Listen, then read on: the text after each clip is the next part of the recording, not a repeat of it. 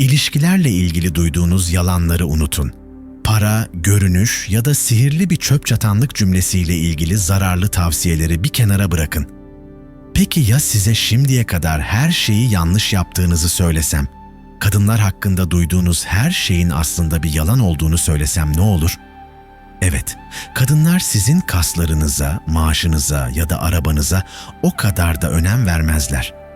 Gerçek, düşündüğünüzden çok daha basit ve aynı zamanda çok daha güçlü. Bu gerçeği erkeklerin %99'u asla anlamayacak. Sürekli bir kovalamaca içindeler, sürekli başarısız oluyorlar ve neden işe yaramadığını merak ediyorlar. Ama siz ilişkilere yaklaşımınızı kökten değiştirecek sırları öğrenmek üzeresiniz.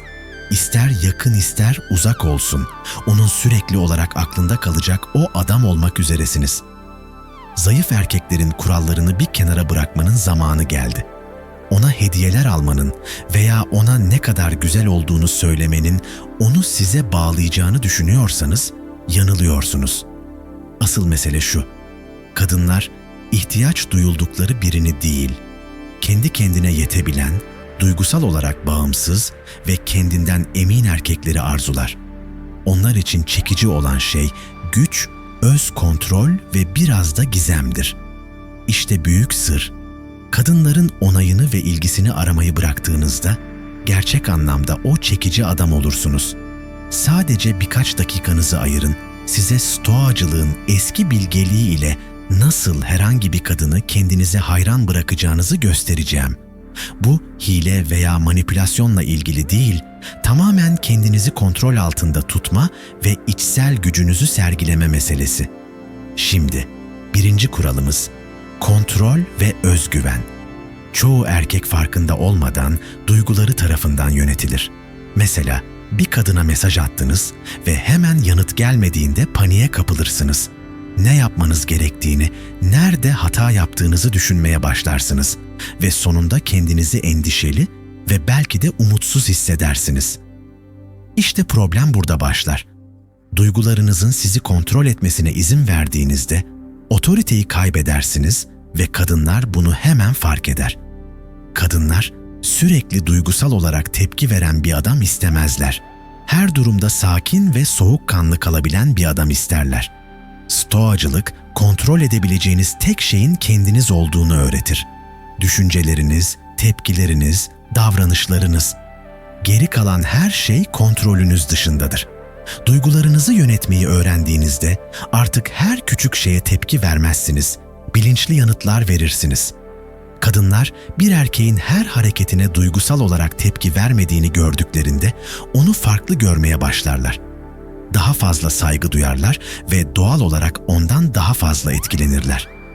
Evet, düşünün ki hoşlandığınız bir kadınla mesajlaşırken bir gün aniden cevap vermeyi bıraktı.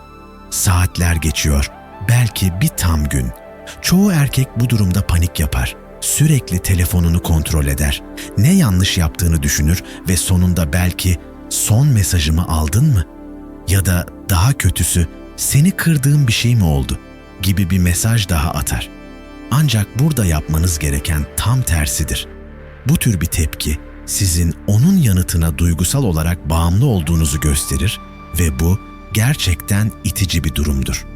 Peki, bu durumda bir stoik adam ne yapardı? O sakin kalırdı. O cevap vermediği gerçeğini 2 kez düşünmezdi.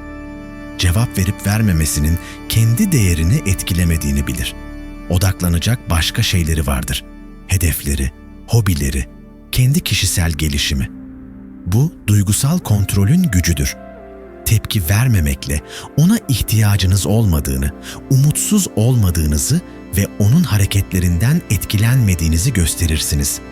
Ve bu sizi onun alışık olduğu diğer erkeklerden ayırır. Şimdi düşünün, onun yanıtına ihtiyacınız olmadığında, onun onayını sürekli aramadığınızda siz kontrolde olan kişi oluyorsunuz. Neden bu kadar sakin olduğunuzu, neden çoğu erkek gibi anında tepki vermediğinizi merak etmeye başlar. Bu merak uyandırır, bir gizem yaratır.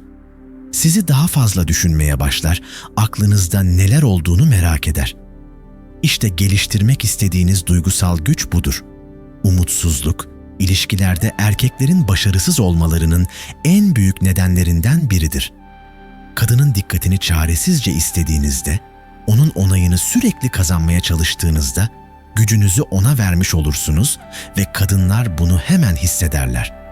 Umutsuzluk, beni onayla diye yanıp sönen bir neon işareti gibidir ve kadın, kendisine iyi hissettirmek için ona güvendiğinizi hissettiği anda ilgisini kaybetmeye başlar. Çünkü umutsuzluk zayıflıktır ve kadınlar zayıflığa değil, güce çekilir.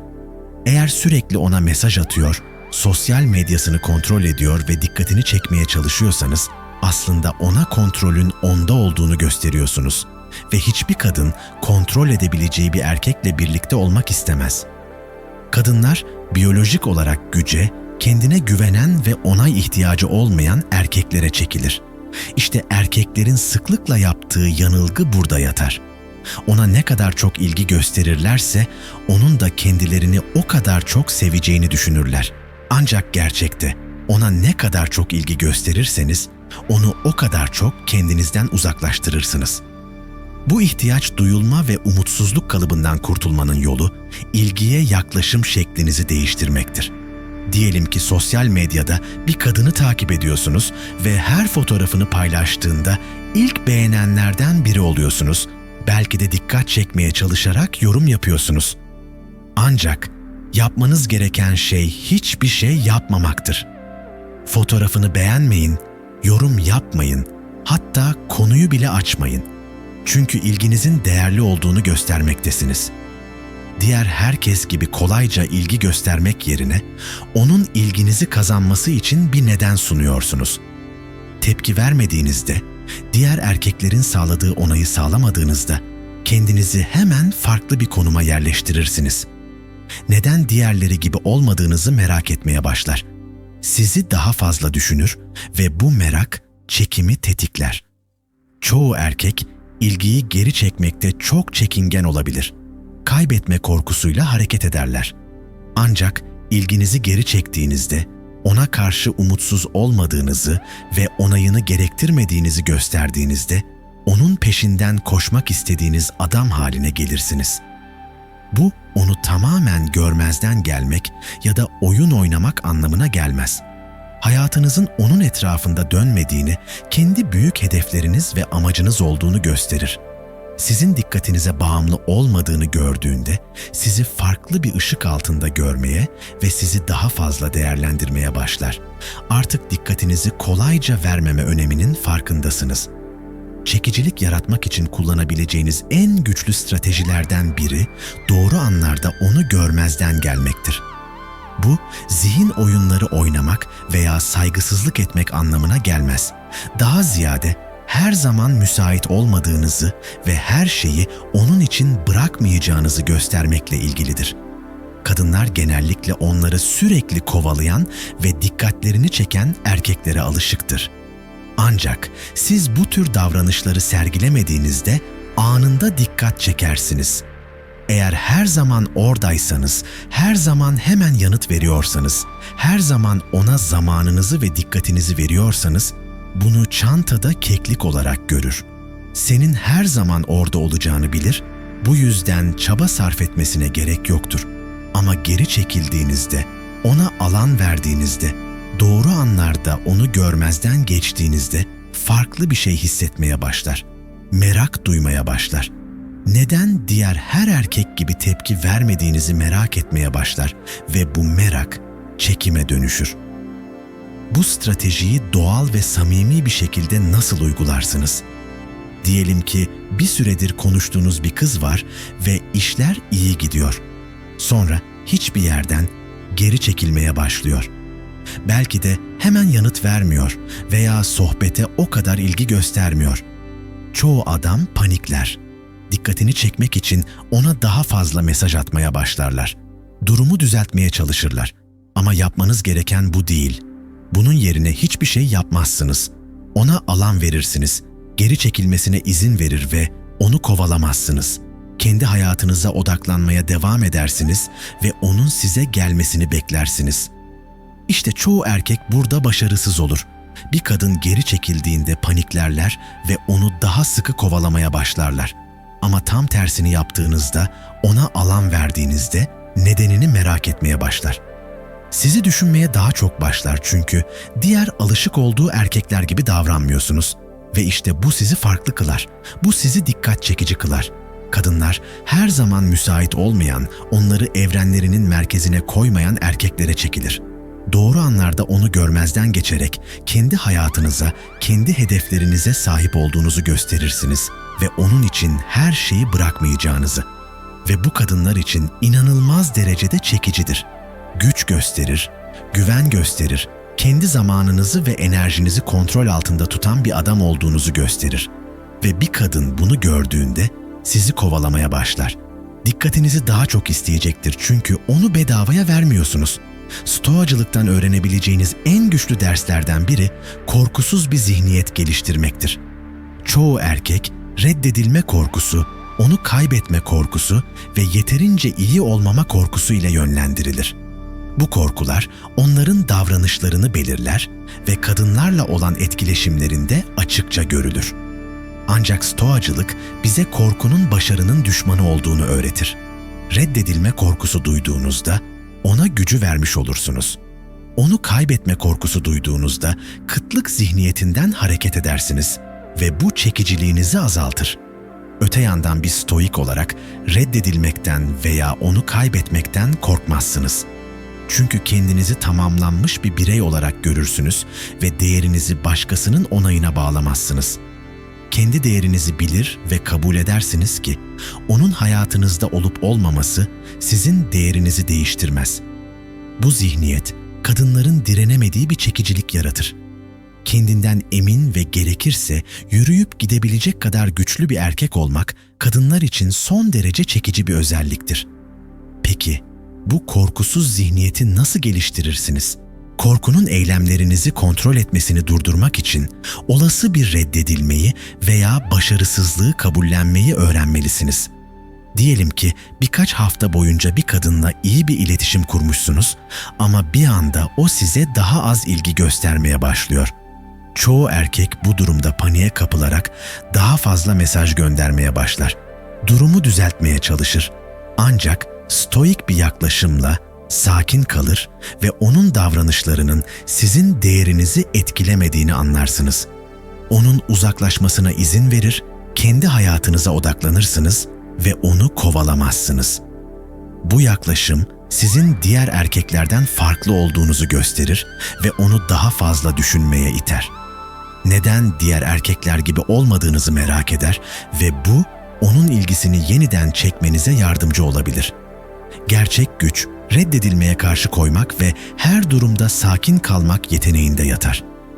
Reddedilme, hayatta ve ilişkilerde kaçınılmaz bir durumdur. Ancak çoğu erkek bunu kişisel alarak kendine olan güvenini kaybeder. Ancak stoik bir bakış açısıyla reddedilmenin kişisel bir şey olmadığını ve sadece diğer kişinin tercihleri veya ruh haliyle ilgili olduğunu anlarsınız. Reddedilme, sizin değerinizi yansıtmaz. Reddedilmeyi, kendinizi geliştirmek ve daha da güçlenmek için bir fırsat olarak görün. Sosyal bir etkinlikte bir kadın tarafından ilgi görmeyebilirsiniz, ancak bu durumda gülümseyerek ona teşekkür eder ve ilginizi başka bir yöne çevirirsiniz. Bu, içsel gücünüzün bir göstergesidir ve kadınlar bu tür bir güven ve olgunluğu çekici bulur. Reddedilmeyle başa çıkmayı öğrenmek, sizi sadece romantik ilişkilerde değil, hayatın diğer alanlarında da sarsılmaz kılar. Kadınlar zorluklar karşısında geri adım atmayan, kendine güvenen ve bağımsız erkeklere doğal olarak çekilir. Reddedilmeyle başa çıkma yeteneğinizi geliştirdiğinizde, çevrenizdeki insanlar üzerindeki etkinizi ve çekiciliğinizi artırırsınız. Sonuç olarak onun sürekli düşündüğü, peşinden koştuğu ve takıntılı olduğu adam olmak için ona odaklanmayı bırakın ve kendinize odaklanmaya başlayın. Bu süreçte oynamak veya sahte davranmakla ilgili değil, gerçekten duygularınızı, hayatınızı ve geleceğinizi kontrol altında tutan bir adam olmakla ilgili. Kadınları kovalamayı ve onlardan onay aramayı bıraktığınızda gerçekten çekici bir adam olursunuz. Korku içinde yaşamayı, reddedilmeye izin vererek geri durmayı bırakın. Stoacılığın ilkelerini benimseyin ve hayatınızın nasıl değiştiğini izleyin. Yolculuğunuza başlamaya hazır olduğunuzu göstermek için yorumlar kısmında paylaşın ve bu dönüşümü gerçekleştirmeye kendinizi adayın. Şimdi güç sizin ellerinizde. Kontrolü ele almanın ve stoacılığın sağladığı huzur ve güçle dolu bir hayat sürmenin zamanı.